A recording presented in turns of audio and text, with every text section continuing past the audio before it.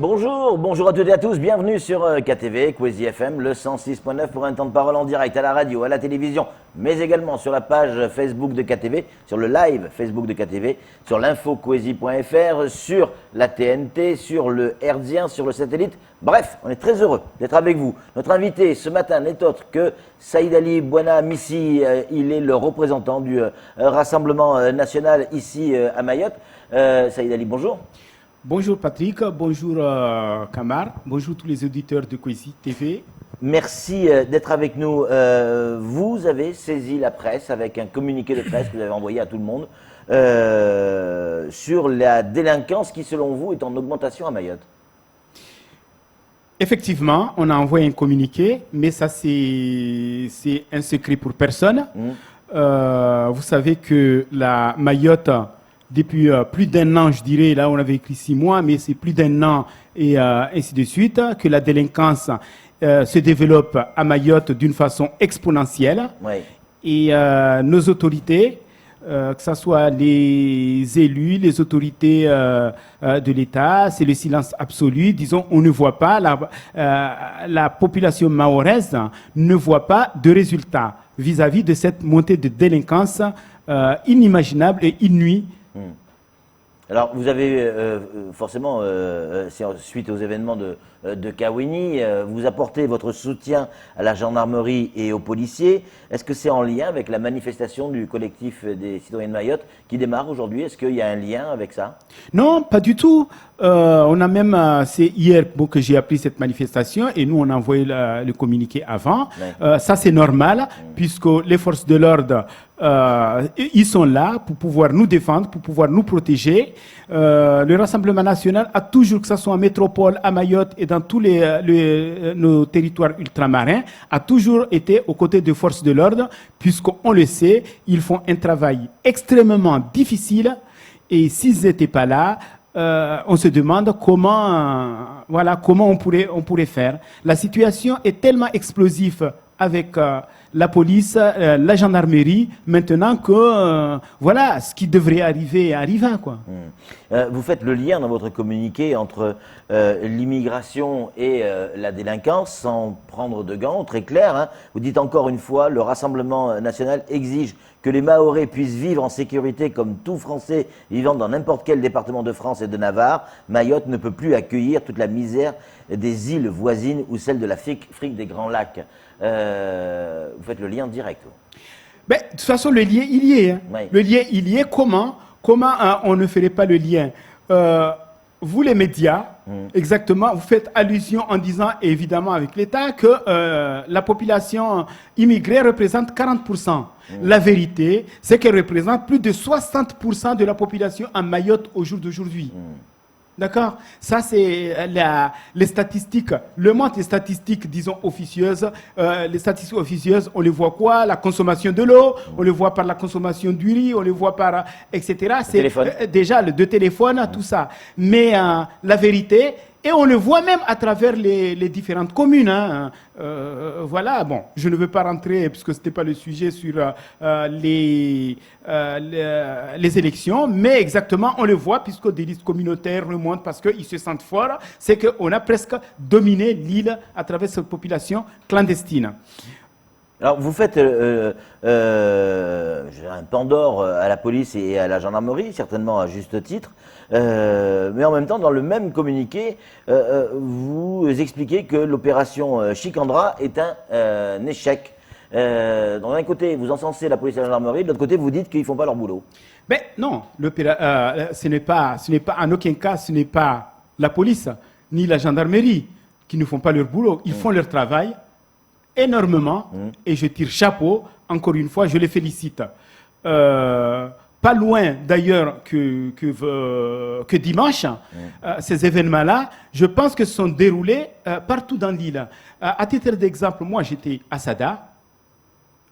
J'ai vu, il y avait une quinzaine de policiers, une douzaine, ça c'est sûr, de policiers au niveau de Magabanra, aux environs de 13h, 14h. Ils étaient là, bon, peut-être contrôle d'identité, voilà, moi j'arrivais juste à ce moment-là. J'ai vu un troupeau, enfin, des gamins de 6 ans, environ 6 ans, ils étaient à 20 mètres.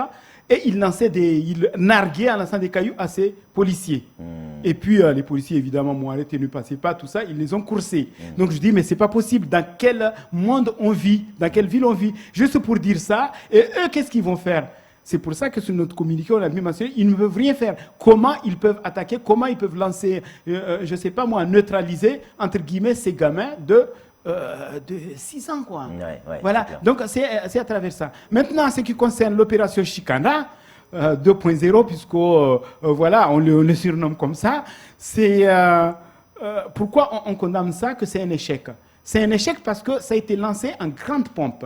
Ça a été lancé, pas par les policiers, évidemment, mais ça a été lancé par le gouvernement pour pouvoir enradiguer cette population, la misère, déjà en commençant par la misère, c'est-à-dire limitant l'immigration clandestine, mais aussi la délinquance, etc. Et sur cette opération-là, ils ont investi pas mal d'argent, puisque ça ne commence pas uniquement par Mayotte, mais à travers la région. C'est-à-dire, il y avait des cadeaux qui ont été offerts au gouvernement comorien pour participer à cette opération, notamment combien de millions on leur a donné, et ils étaient d'accord de limiter, de contrôler, d'arrêter plutôt, c'était ça le deal, sur cette immigration, sur les Kwassa au départ d'Anjouan. Et est-ce qu'aujourd'hui, ils le font? Et même à Moroni, puisqu'il y en a, c'est l'immigration venant des Grands Lacs transite d'abord par Moroni pour arriver à Anjouan et puis d'Anjouan à Mayotte. Donc il y a des deux côtés, on laisse passer parce qu'il y a des gagnants-gagnants d'un autre côté. Donc c'est une filière. Voilà, des business qui engendrent qui engendrent des économies qui font des économies parallèles à travers les îles Comores, mais aussi sur la misère humaine. Kamar Moura, une question à vous poser. Alors, c'est-à-dire, quand on voit qu'à chaque fois qu'il y a un drame à Mayotte, où il y a des événements, notamment ce qui s'est passé à Dembéni, à Kungu, à Tsunzu, puis à Kaweni, on a l'impression que tout le monde réagit, tout le monde prend le micro devant les médias, sort un communiqué, mais après on oublie. C'est-à-dire que, allez, on passe à la page suivante, c'est-à-dire d'ici une semaine, d'ici 2 semaines, il y a encore des problèmes qui vont arriver. Tous les jours, il y a des agressions devant des établissements scolaires, mais on n'a pas de vraie solution. Est-ce que vous, au sein même du Rassemblement national, à chaque fois, par exemple, que vous sortez un communiqué comme ça, est-ce que vous interpellez la présidente du parti, Marine Le Pen, pour une prise de parole à l'Assemblée, par exemple? Ben évidemment, Marine Le Pen, pas loin que lundi dernier, quand il y a eu ces événements-là, son représentant de l'Outre-mer nous a appelé qu'il voulait avoir un peu plus d'informations concernant les événements de Kaweni. Mais nous, à notre niveau, évidemment, on lui a répondu d'attendre puisque tout était flou. Le lundi, on ne savait pas exactement ce qui s'est passé. C'est pour ça qu'on n'a pas pu directement lui donner. Il a fallu qu'on attende, évidemment, vous, hier, mardi, pour avoir un peu plus d'informations, pour pouvoir communiquer et savoir ce qui se passe exactement. Tout à l'heure, Patrick disait, me demandait pourquoi on fait allusion à l'immigration clandestine par rapport à ce qui s'est passé. Mais attendez, vous savez très bien que Mayotte ne constitue que 374 km². Oui. Et jusqu'aujourd'hui, on nous ment, on nous cache la vérité, la véritable population. On est combien sur cette île? C'est ça le gros problème. Puisque même sur le Rassemblement national a toujours réclamé qu'on veut savoir le nombre d'immigrés, le nombre de ces Kwassa, combien de personnes rentrent chaque jour, combien de personnes rentrent chaque semaine ou chaque mois. Et là, on n'a pas, on nous communique tout simplement les expulsions, 20 000, 10 000, 15 000, 30 000, mais on ne dit pas ceux qui rentrent. Aujourd'hui, on en a vu aussi l'immigration clandestine. Il vient d'où? Il vient évidemment des Grands Lacs, ça, on lui a dit, ça vous l'avez évoqué. Il vient des îles envoisinantes. Il vient, et ils arrivent là, automatiquement, ils veulent vivre.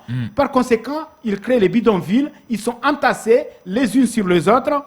Et donc c'est la misère. D'une part, ils créent une misère sociale, une misère économique, ils veulent vivre. Qu'est-ce qui va se passer? Automatiquement, les agressions vont continuer, ainsi de suite. Ça, c'est devenu la conséquence de ce qui s'est passé en Petite Terre.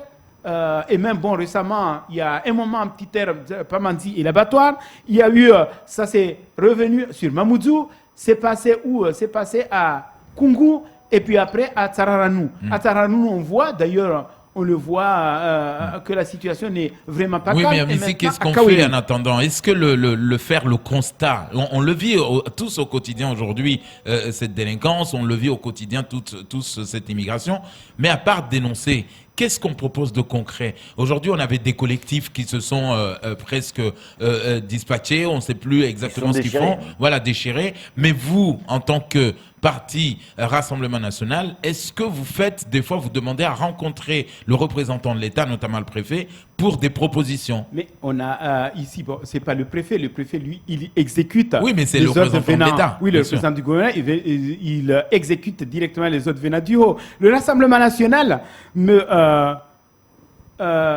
Marine Le Pen a toujours dénoncé, a toujours fait des propositions. La première proposition, c'était quoi? C'était stopper les pompes aspirantes.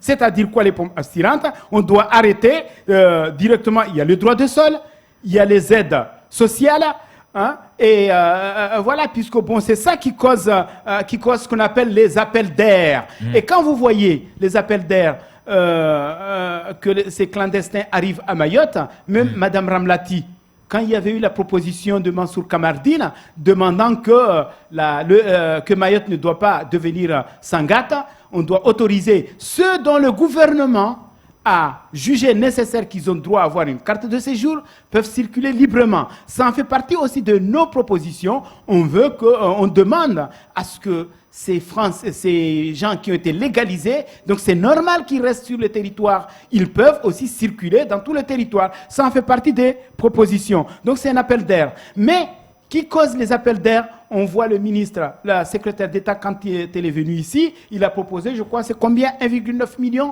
pour la construction des logements pour ces gens-là qui habitent dans des quartiers défavorisés, puisqu'elle est partie visiter. Elle a proposé. C'est bien, puisque c'est quand même la misère humaine. Mais est-ce que ce n'est pas un appel d'air? Est-ce qu'on ne va pas construire ces trucs-là? On a vu à titre d'exemple, quand cette population a été expulsée et ils sont retrouvés à la place publique, qu'est-ce qui s'est passé? À un certain moment où il y avait peut-être 150, ils se sont retrouvés à 250. Donc c'est un appel d'air puisqu'ils ont vu que voilà, il y a quelque chose à prendre, il y a quelque chose à gratter. En même temps, tout le monde essaie de survivre dans ce monde.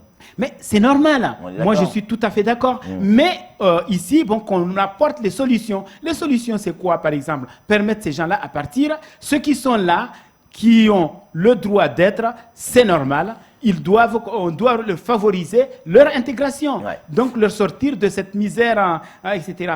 Par rapport à la proposition, j'ai vu par exemple la réunion qui était à Bandrélé, qui était à Dembéni. On a proposé qu'on voulait réunir les cadis pour qu'ils s'occupent de ça. Oui. Mais le Rassemblement national est franchement contre. Comme il a été contre, puisqu'on ne peut pas mélanger les gens qui s'occupent de la religion, où on les respecte, avec la délinquance. Ce n'est pas leur job.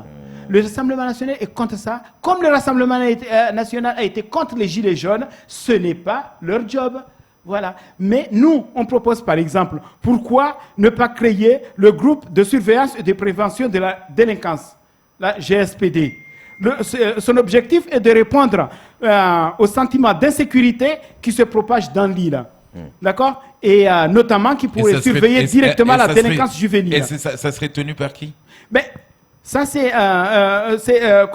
déjà, ça serait peut-être par nos institutions. Mais la loi, par exemple, on peut dire, attendez, la loi numéro 2, la loi de 2017, tiers 258 du 28 février 2017, qui est rentrée en vigueur depuis le 1er janvier 2018, permet à certains agents privés, à certains groupes, même de travailler armés. Disons, ces groupes-là, de pouvoir faire de la surveillance. La sécurité, aujourd'hui, la sécurité privée que nous avons. Ça en découle à partir des problèmes qu'il y a eu des attentats de 2015, je crois. Donc, ça a été modifié de ça. Et il y a des... comment on appelle ça? Donc, ces GSPD peuvent travailler en collaboration directe avec la gendarmerie, la police, mais ils sont reconnus parce qu'on les a formés, ils sont rentrés dedans.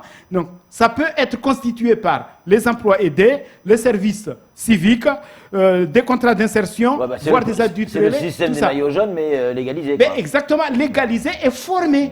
D'accord. Ouais. Donc ça, c'est... Mais là... Et même, payé.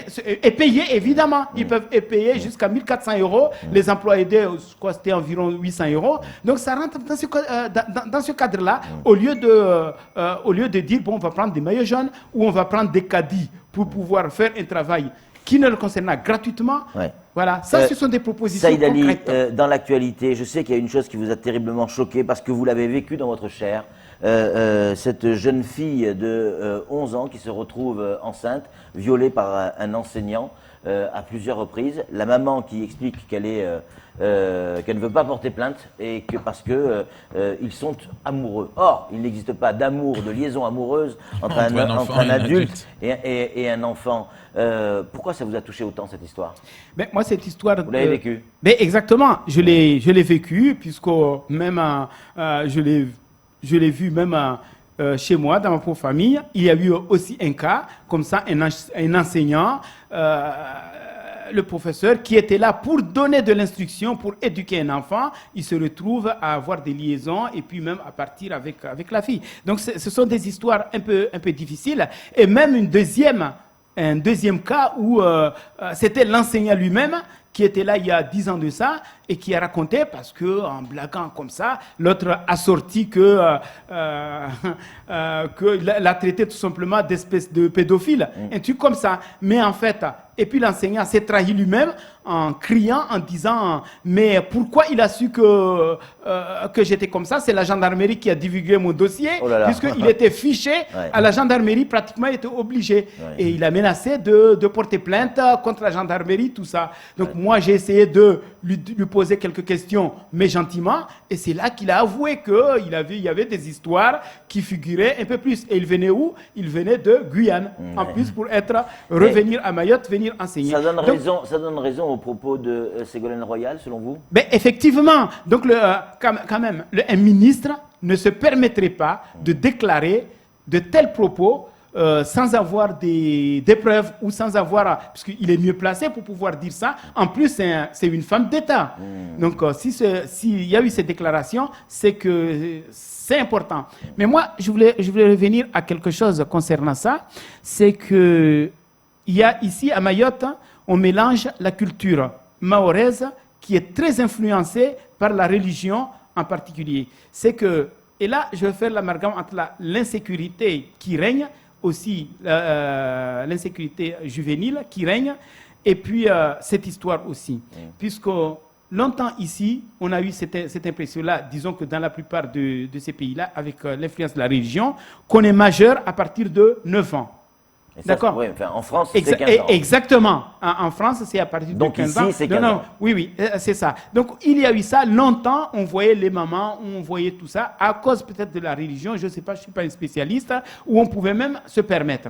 Mais on est français, il y a des lois de la République qui s'appliquent. Et là aussi, je peux rebondir là-dessus, c'est que, d'ailleurs, dans notre communiqué, on l'a bien dit, que les lois de la République ne sont pas adaptées à cette île, puisqu'en France, à 15 ans, on considère les enfants ici, à partir de 9 ans, même à partir de 6 ans, qui se permettent de jeter. Dans la loi, vous allez au tribunal ici à Mamoudzou, un enfant en dessous de 15 ans qui a une relation sexuelle n'est pas toléré par... Ce n'est pas ça ce que je voulais dire, il n'est pas responsable. Non, ce n'est pas ça ce que je voulais dire. C'est-à-dire, les enfants, ces jeunes, très jeunes enfants, qui se permettent de jeter des cailloux à la police sur ça, et on les attrape, on les amène là-bas. Ah non, ils sont mineurs. Et pourtant, jusqu'à 15 ans, jusqu'à 17 ans, ils sont considérés en France comme des mineurs, mais ils deviennent très, très violents. Donc, très violents. Donc, les lois ne sont pas adaptées là-dessus. Et donc, parallèlement à ce que vous venez de dire, je suis d'accord avec vous qu'à partir, on ne peut pas avoir de relation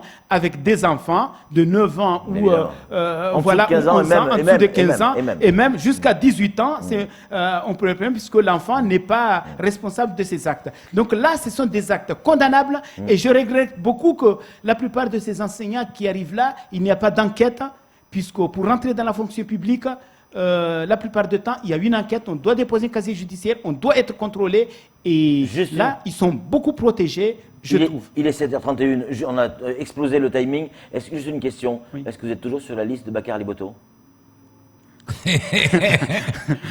Mais oui, je suis sur la liste des défauts.